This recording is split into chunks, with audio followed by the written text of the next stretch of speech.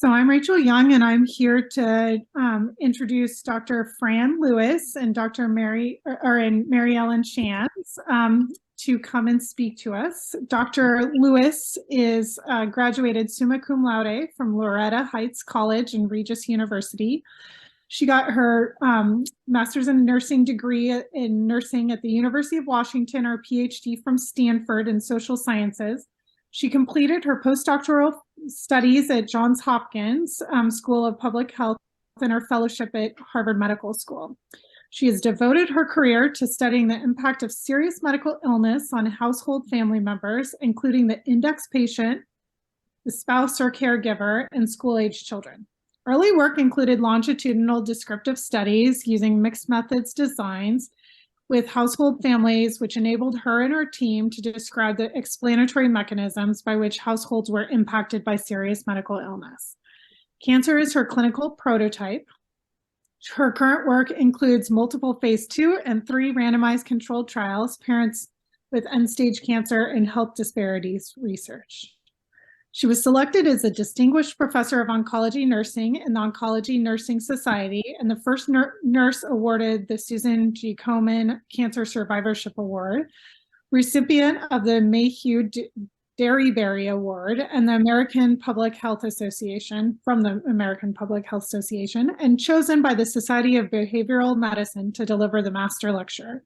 Selected by the Japanese Society for the Promotion of Science as a visiting scholar and elected as a visiting scholar and keynote speaker by universities and provider systems in China, Japan, Russia, Ukraine, Taiwan, Brazil, and the National Cancer Institute, and the National Institute of Nursing Research, among other honors. She is currently an endowed professor of nursing leadership at the University of Washington Medical Center. And Mary Ellen Shands is a master's prepared oncology nurse clinician and career professional staff at UW with over 30 years of experience in delivering grant-funded, clinic-based, home-based, and telephone-delivered behavioral counseling to families impacted by cancer.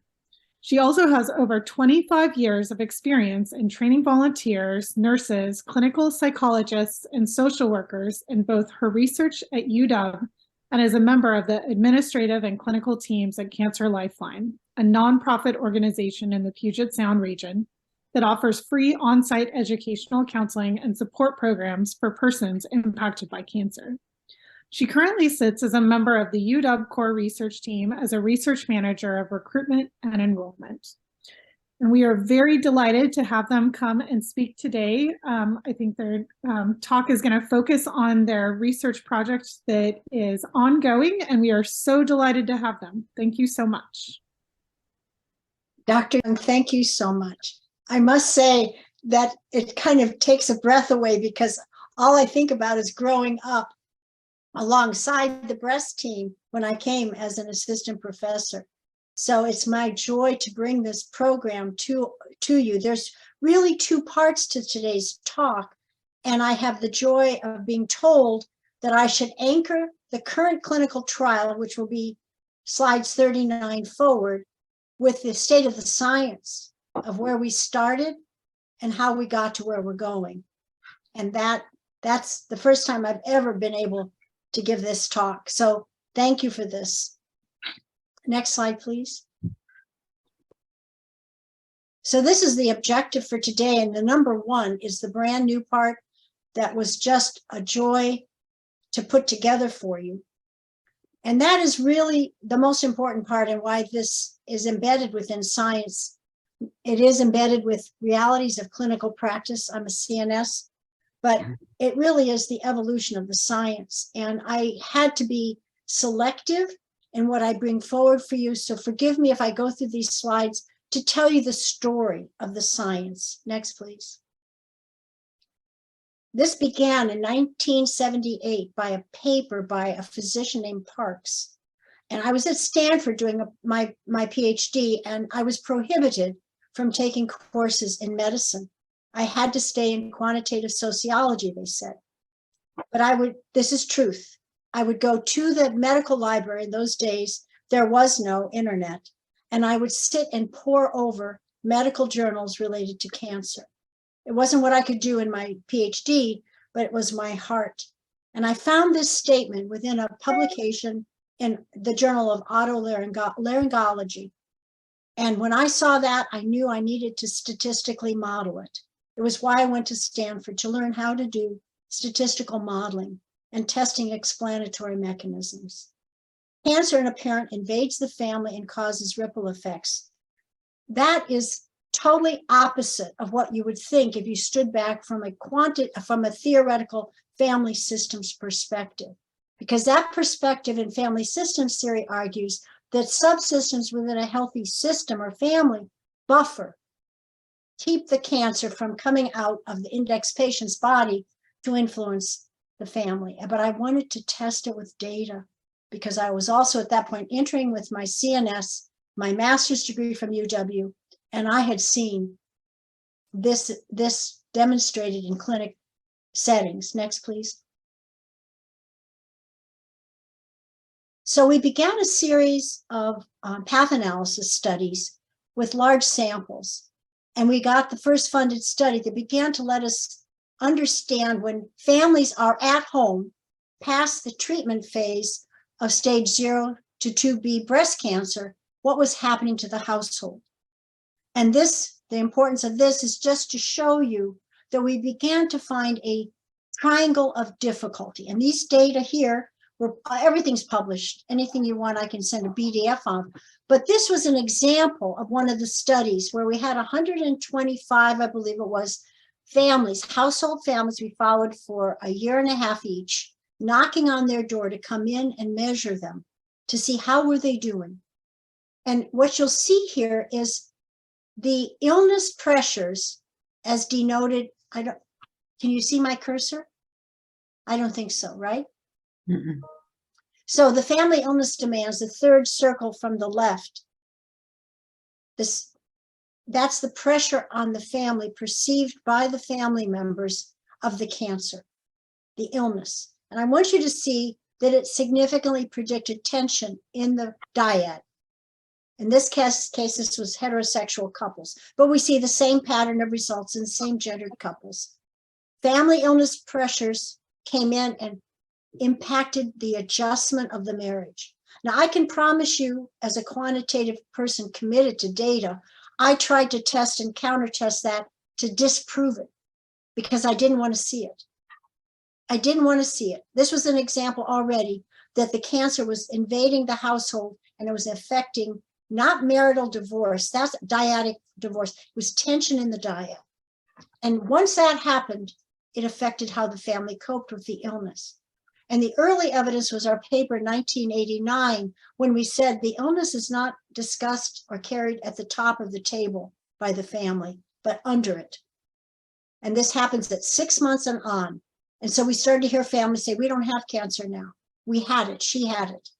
That's what the family household members said. But once that family coping behavior was affected, it affected the quality of the parent-child relation.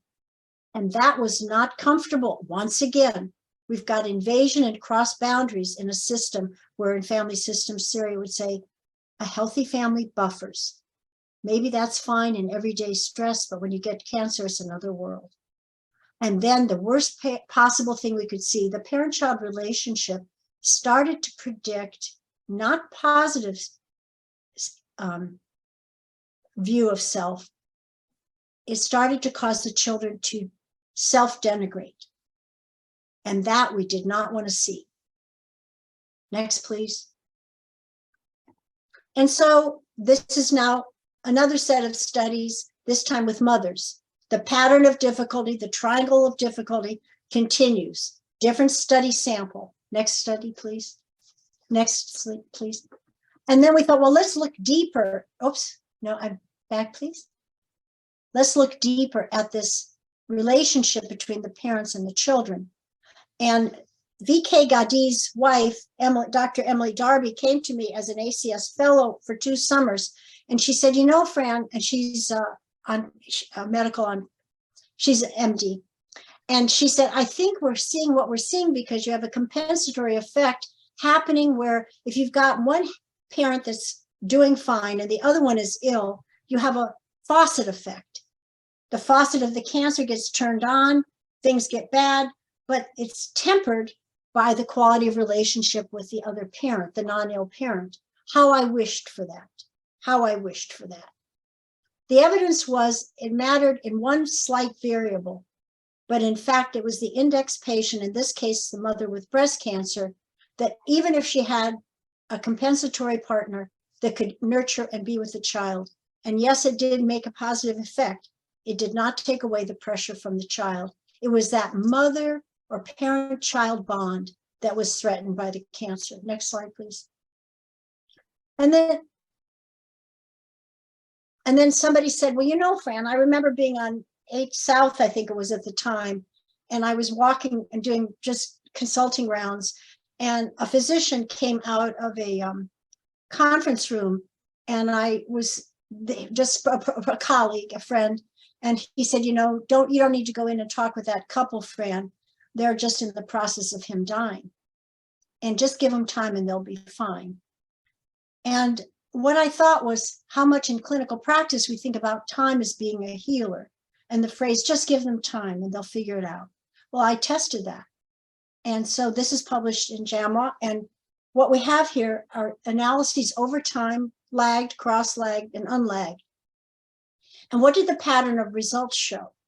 The pattern of results showed that even as the illness pressures diminished, the cancer was brought under control. The symptom burden was diminished. It did not affect in any positive way how the family was coping. And in fact, by the third occasion of data, which is 9 months from time 1, we had evidence of burnout. Things were getting worse. So giving families time, that said to me morally, I can't do this. It's not in the data. Next, please. And so over time, with 4 different studies, I started to see, well, let me see if there are core processes we can figure out that explain what we're seeing. And all the arrows with lots of colors means that's a significant result in a particular study. At that point, we were ready to launch 2 research programs. One to target and work with the couples on what they were managing or not managing related to the illness. And that's not what we're going to talk about today. That has to do with a different research arm. But we're going to talk today about what is the evidence of the dependent children in the household when the parent has cancer. And most of the studies, thousands of parents with breast cancer have been studied to bring these results to you. Next, please. And the early window of this was a surprise result led by one of the members of the team, Zalas, who I think is on this call. Mm-hmm. And she's the research manager for the current clinical trial. This was a surprise. We did interview elicitation studies, all IRB approved, carefully worded questions. Never once did we introduce mortality, morbidity data in the interview. And these were young parents, young children, early stage disease. And this is what we saw. Without anybody telling them, mommy's going to be dying from breast cancer. In fact, the evidence was just the opposite. These little ones were generating their own model of the illness. And we watched this study after study. Their attribution model of what causes the cancer, what makes it worse, what's going on inside of mommy's body was not the same as what you would think of in terms of a biomedical traditional model of understanding. Next, please. And so this is a study, again, we did all of these particular studies highly linked to the breast team. But what you want to look at is that down below in the right corner, we went back and we thought, well, let's disprove. A scientist doesn't prove, we try to disprove, disconfirm. So we thought, well, let's maybe over time with children with mothers with treatable breast cancer, it's no big deal. And so let's go back and talk to these, again, all IRB approved studies. Let's go back years after their mommy's diagnosis and see what is their memory. And maybe it's no big deal. So we don't have to worry about long-term impact, that it's just a temporary, delimited stressor event that deals with curable cancer. Well, that was not confirmed. And so what I did is just pull examples from some of the interviews we did where the child in this case was a female, 12 years old at the time of their mother's breast cancer diagnosis. stage 0 through 2B, and they're 16 years, so 4 years later. And I'll just give you a moment to read these words. These are verbatim words from the interview from the child.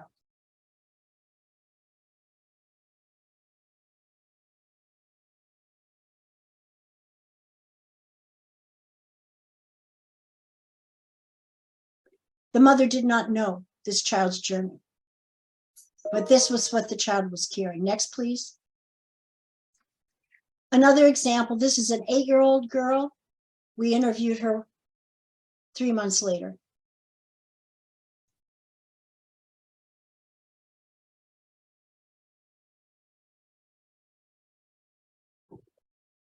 Again, the mother had no knowledge. The father partner had no knowledge of this. Next, please.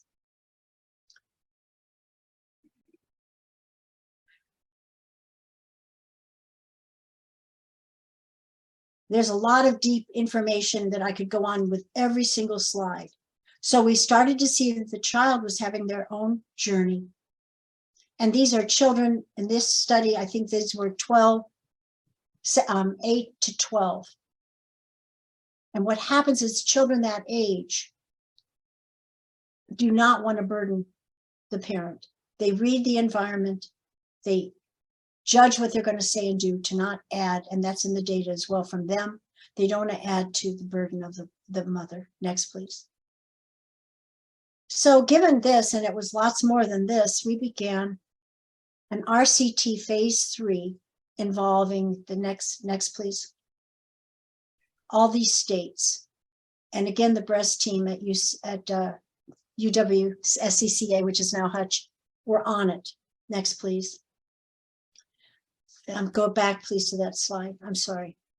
And what we found about there, this is published in the Journal of Consulting and Clinical Psych, is that this is fact, that we significantly reduced the depression and anxiety in the children.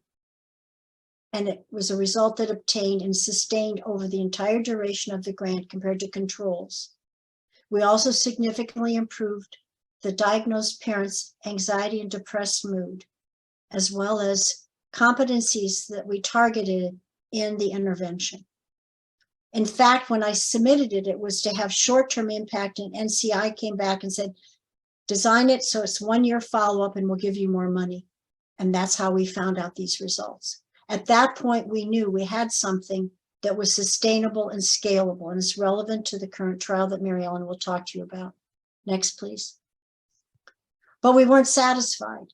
We wanted to know what's the best channel to deliver this program that was sustainable and scalable. Because what we did in the ECR01 phase 3 was we went to the homes, we had great specially trained nurses, and that is not sustainable in a cost-sensitive environment. So we tested this in a group, we tested this by telephone, and then we did a formal pilot feasibility study I'm going to talk to you about in more depth. The group was, next slide, please. So what I did for you is to summarize in words the main results. The EC delivered by group was delivered by social workers through wellness community in 3 beta test states. This is again published. And what we saw was that members in the community wanted to come in and get help with their children, which was opposite of what the literature was saying, which is, again, the cancer is essentially history for these families. They're not wanting to talk or work on it. They've already got to their place. No, that wasn't our evidence. That wasn't our evidence. And when we had delivery to the group, the outcomes on all measures improved from baseline to post-intervention, and changes were significant, even with a small study sample, on parents' anxiety, self-efficacy, skills, and parenting quality.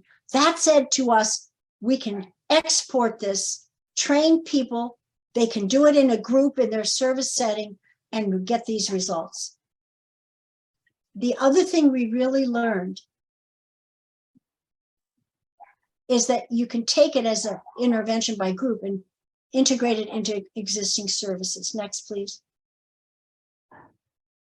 And then this was the real big surprise. We thought, well, let's do by telephone. And people were saying, well, do it with bells and whistles, telehealth, by phones and all this. And we knew we had clients, patients taking it that couldn't have broadband width and they couldn't have predictable internet connection. And we'd already learned clinically that people with cancer and symptoms and other things called children to have frustration with internet connection is not a good thing. But we tested it by simple telephone, phone, landline, or cell.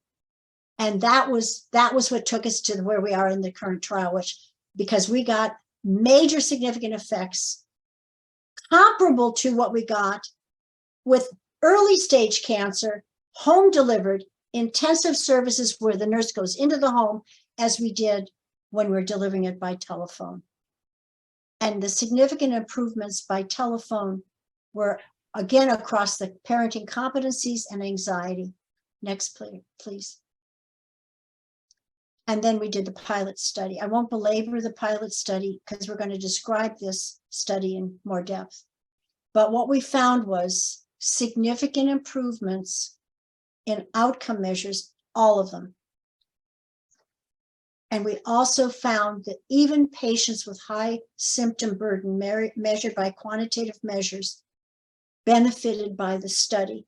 And we also found that even with not completing all 5 of the intervention sessions, we got significant outcomes. Not done yet. We also found that we had a total of 3.3 contact hours by telephone. We measured how long we were on the phone to get these effects. And this just came out in Palliative Medicine, Journal of Palliative Medicine. Next, please. And I'm not going to go through every one of these slides, but I want to point out the pattern. What I did is our team graphed the slide results. We were looking to ask the question, do we have significant differences in the intensive at home compared to the telephone? And in all cases, and we covariated out baseline scores and some demographic variables so that they weren't influencing outcomes. The pattern is the same. There was no significant difference between time 1 and time 2 measurement between the intervention arm intensive in the home and telephone delivered services. And so if we can just scan now very quickly these slides, because all of these results of differences are non-significant, which is what I wanted you to see. Next, please. Next, please. So mother mood, confidence to help their child. Next, please. Disclosure of negative feelings, which is what we want. We want the child to feel safe to tell mom or dad they're not happy or they're sad or they're worried. That's what we see in the evidence. If they don't get a way to help that child speak, the child will not speak. Next, please. Skills for parenting in a certain way, targeted way. No difference between intensive and telephone delivery, all the way through. Keep going through all the graphs, please. Same pattern, same pattern, same pattern. No significant difference. And at that point, sorry, that's okay, you can go. At that point, we felt confident that we could try for an R01 RCT. And that's what we're bringing you today. And this summary slide, I won't say anything except to add one more point. And that is that at the very bottom, we also poured over of course, through all of this, we're looking at the other literatures and the other research team. And by the time this trial went in, we had one other RCT, and it was therapy. It was 18 sessions. It was meaning symbolic intervention. It wasn't about skills and equipping the parent with competencies. It had its own insight group, its own insight therapy goals, which were significantly gained, but the parent left those sessions without having the skills to manage future and current interactions with their children in ways that benefited the child and the parent. We also discovered in this, getting ready for this trial, we had hoped to turn to the literature and find lots of studies on bereavement that would be prospective, where people would come in with diagnosed cancer at the advanced, non-curable stage and be able to follow over time. There were no such studies. Bereavement studies, by almost definition, measure outcomes at the end of the journey and have people look back and measure their adjustment at the time. So we wanted a prospective design. What about giving these parents with advanced cancer, non-curable, and a lifetime non-curable, a chance to up their game as a parent? And that's from the words of the parents. They want to up their game, even as their symptom burdens exist, even though their symptoms happen, they want to push through them, and they want to have a parenting counseling program. So our hypothesis includes testing whether we can prevent complicated grief post-bereavement. Next, please. And that's where we bring this study to you. Next, please. And the aims of this study, go back to, was that the one that had slide on the aims? Next, please. We're going to test this model. I'm not going to belabor it, but we're testing whether or not there are processes that are being put into place by the intervention using structural equation modeling. Next, please. And these are the aims. I'll just let you take a moment, please. There are 4 explicit study aims, and Mary Ellen will describe the actual goals of recruitment, eligibility after this. But notice particularly aims 3 and 4.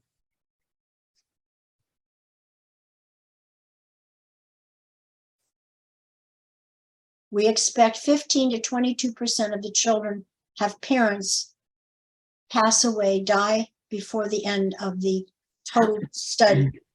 And that's why we're going to be asking the non-ill parent, Mary Ellen will describe this, to come in on the trial, not to be taught the intervention, not to be counseled, but so that we can have data so that for those 15% or more of children who lose the parent, we have the non-ill parent as the reporter of the child over time. And we're going to test from a clinical standpoint. We are clinicians as well as scientists, like you all are. We're going to test whether symptom burden and the quality of communication tension in the home moderates the effect of the intervention. Next, please. And Mary Ellen, is this where you start, dear? I can, if you'd like me to pick up here. Yes, that would be great. So you'll see here, this is a 2-arm trial. After people complete their first data collection at baseline, they're then randomized to the control group or to the experimental group. Control group receives a booklet that we developed. You'll see a picture of that in a moment, and a phone call from one of our health educators that walks the patient through the booklet and explains and answers their questions and explains how they can get the most from using the information in the booklet. If they're randomized to the experimental group, they will get 5 sessions, 2 weeks apart, working with a patient educator on the skills. And then you'll see down at the end of the sessions, both the control group and the experimental group at 3 months gets a second data collection, then again at 6 months, a third, and at 9 months, the fourth. So that's our design. Go ahead, next slide. Okay, Fran, I didn't take a good look. Shirley, these are our outcome measures: valid, reliable, concurrent, predictive, construct validity, all tested. And on the far right side, you'll see ill parent reports. The child does not report in this study. That's different. We've tested the validity of the parent report compared to child report in the phase 3 trial. Strong validity, convergent. Right. And I just want to stress, we do not touch the child in this study. We completely work with the ill parent for all of the program. And as Fran has said, we collect our data from the ill parent as well as the co-parent. Next one, please. Okay, eligibility. So our eligibility criteria is non-curable cancer. For solid tumors defined by stage 4, and for non-solid 2 or more cycles of treatment failure. and relapse. We've come to understand recently that the term non-curable is different in different cancers.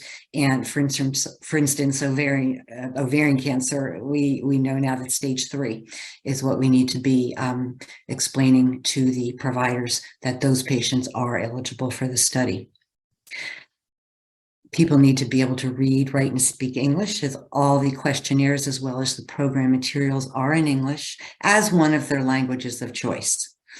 They need to have a child between 5 and 17 at home at least 50% of the time with the ill parent, and a non-ill parent or parent surrogate. Does not need to be the biological other parent, need to be the biological parent. We are open to anyone who comes into that home or is in that home 50% of the time and has the ability to observe and report on the environment in the family.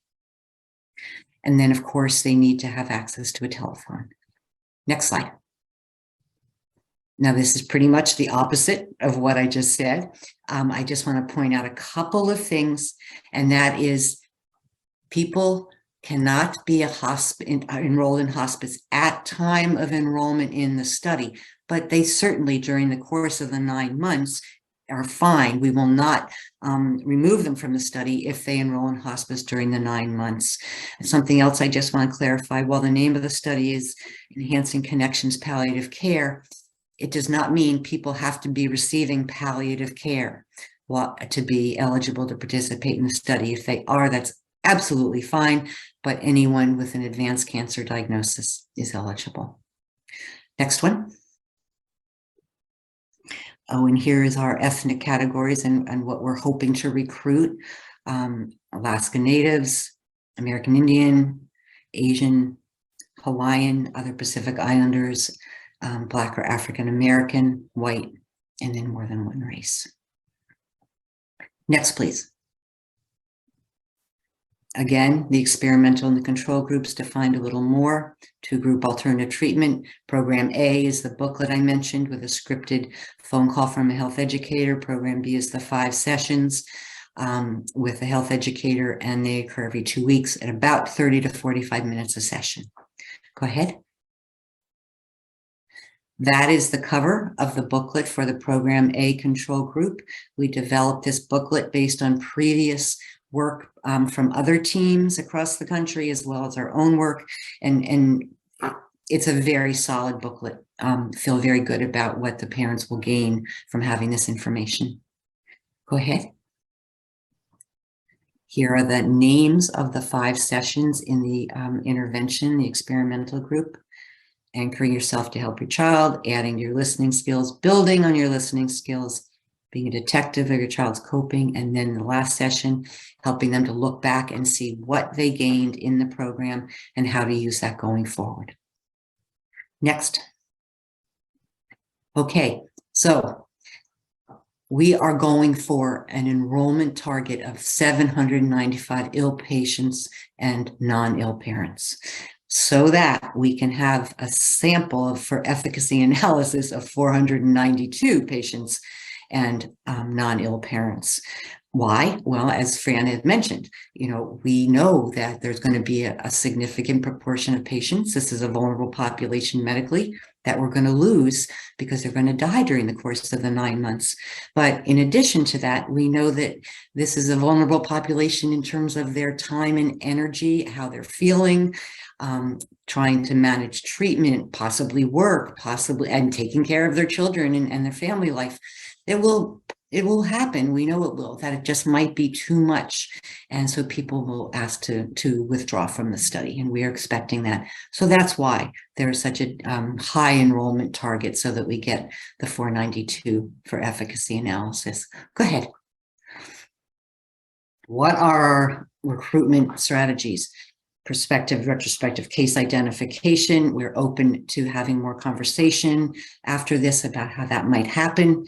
Certainly provider referral.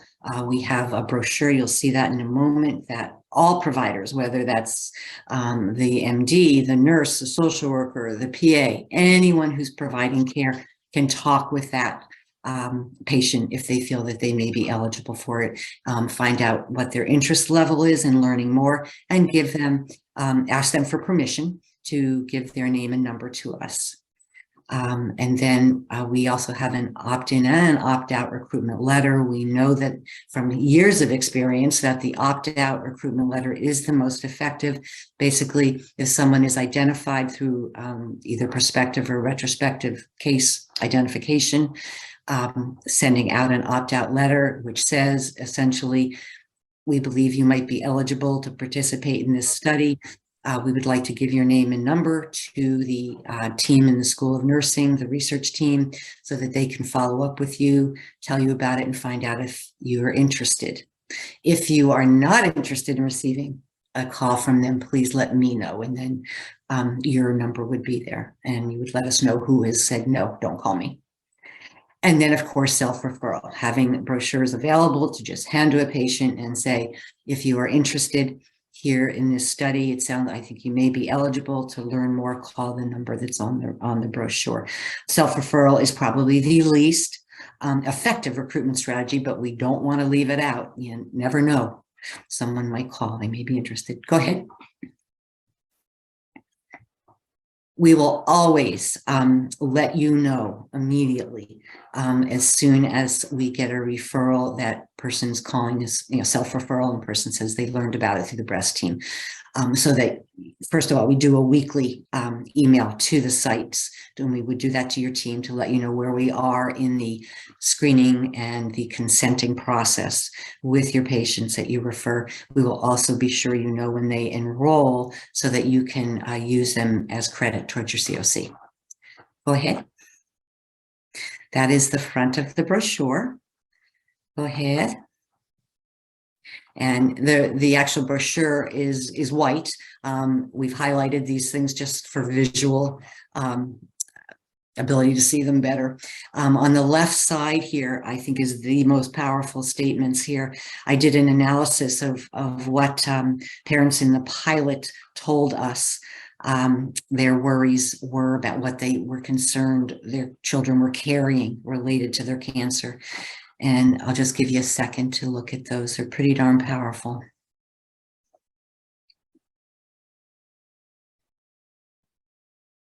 Mary Ellen, I'm just checking time, and just Yes, to give you a time, dear, it's 12:42. Right, we're just about at the end. So go ahead. Next slide. These are the study teams across the country where we are recruiting. Obviously, University of Illinois, University of Hawaii, here in the Puget Sound with UW and Fred Hutch, and the Lombardi Cancer Center, Georgetown, and the Hackensack John Thorpe Cancer Center, New Jersey. Go ahead. Again, parents want to help, and even when they are well-resourced and well-meaning, they just don't have the skills, is what we know. Next slide, please. Yep. We know this is to help the family to heal. Go ahead. We know we can help, and go ahead. There we go. So that quick run through, what questions do you have for Fran and I?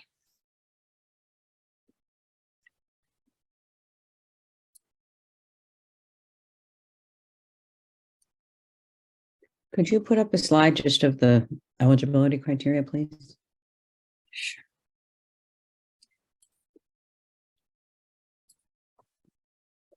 I can't remember who was doing the slides. Doreen was there. Okay, and just keep going back, keep going, keep going, keep going, keep going, keep going. Okay, one more. There we go.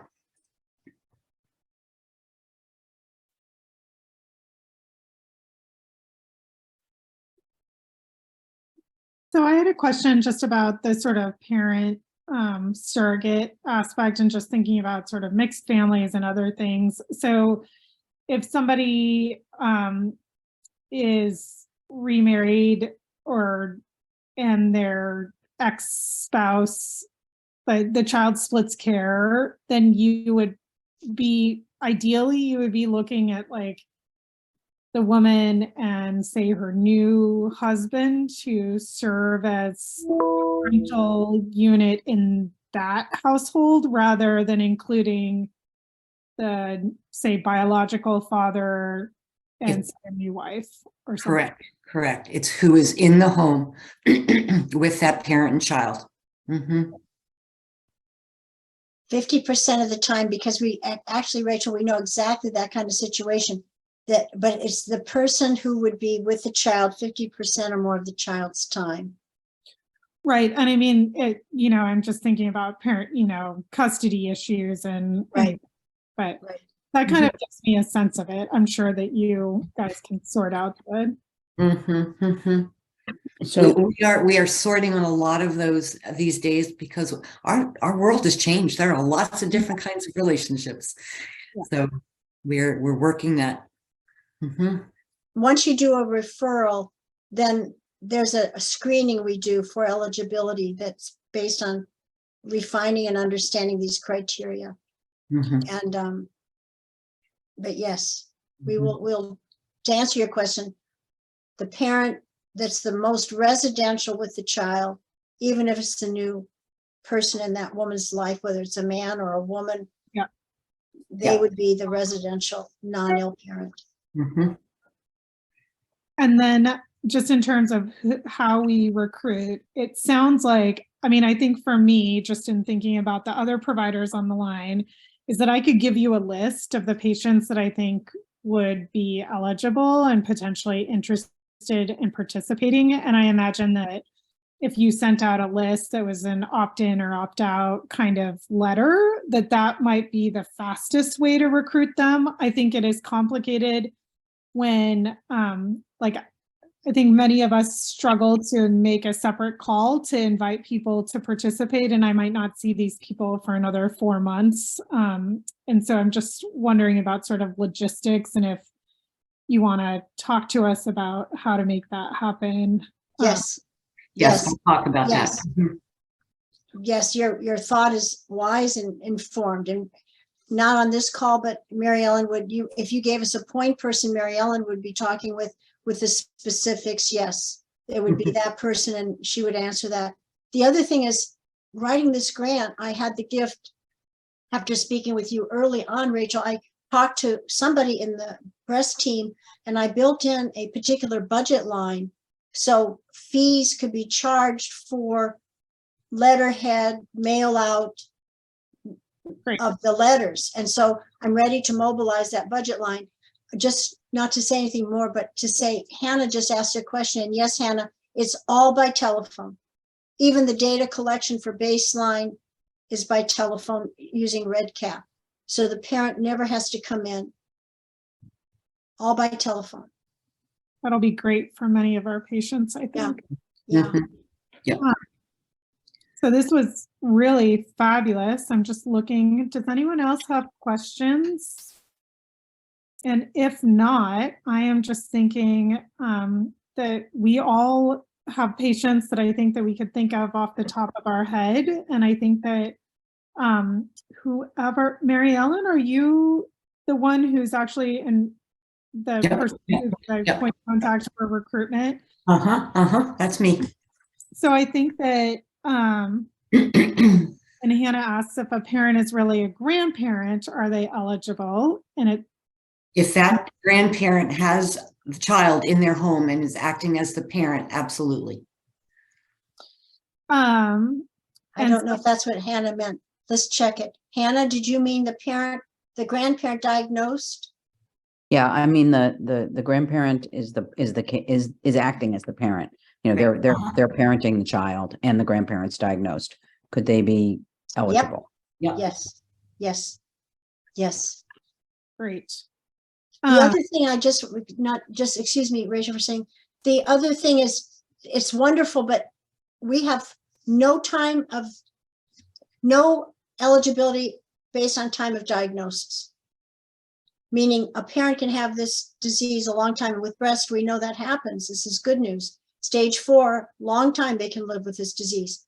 And there's no limit to the time since diagnosis with Of their advanced cancer. Mhm. So I think that we would all welcome Mary Ellen. If you want to reach out to us, we can give this information to all of the different doctors and including others who aren't on the call today. We oftentimes have team meetings, and I think that that would be a time that we could review and sort of get information over to you. The other person who's not on the call because she's in clinic, I think today, is Tasha Hunter, and she has recently done a large interview study of metastatic patients. And she may even be able to kind of comment on some other folks. Hannah, do you have other ideas about how to sort of best support them in terms of providing lists or folks that we think of as being eligible? Yeah, I mean, we've done this before with them. We've sent tons of patients, and we now have a research nurse who's helping us screen. So I think we'll be able to find patients. I'm going to try to personally ask. That's rather than having them get a letter. I'm going to introduce it and ask them if they're interested when I see the patient. But I think it's okay to also just reach out by letter. But I like to personally encourage people to participate in studies, and I also like to hear their feedback, so that, because everybody's different. And one of the problems we have sometimes is, some people are eligible for 10 studies at once, and some people are eligible for none. And we have to triage that sometimes, because I think that there really can be fatigue. So what's great is the way you've set this up is we have such a long time to do this, in terms of the disease course for the patient. So we'll have multiple opportunities. What about people we see in consultation? So if we see people who are, I don't know, I'm just gonna make it difficult for you, visiting us from Idaho for a second opinion. Right. As long as they meet the eligibility criteria and they're a patient of record in the consult, you have the right and the authority to refer to this. Yes. Okay, because that's great, because that really would expand the pool. We give a lot of second opinions, and especially if people live far away, we send them home. But we don't keep them at our center to care for them. So that's great. And the other group of folks that we don't get to care for are Kaiser second opinions as well. That would be great. That would be fantastic. Any other questions for all of them? We're a little over our time. Are there any other questions that are burning that need to be answered? My only other question is what's the time course that you anticipate recruitment over? 4.5 years. 4.5 years, yeah. Oh, very long time. Great. Yes. Okay, so Rachel, in terms of next steps, do you want me to reach out to you to get a list of providers? Where do you want me to go here? Yeah, I'm happy to have you. We can touch base by email, and I'm happy to give you providers' names, and we can definitely bring this up at one of our next research meetings, just have people aware. And I would say, in those research meetings, we can always think about having you give us an update every, 6 months or something, so that we have a sense of what your recruitment is and Sure. how we can support you through it. And I am more than happy to attend those meetings when you would like me to be there. Perfect. Okay. Thank you so much. Thank you so much. You guys, we're so delighted for this. We're thrilled to have you back on board. We're happy. Thank you. Have a great day, everybody, and happy holidays. Yes.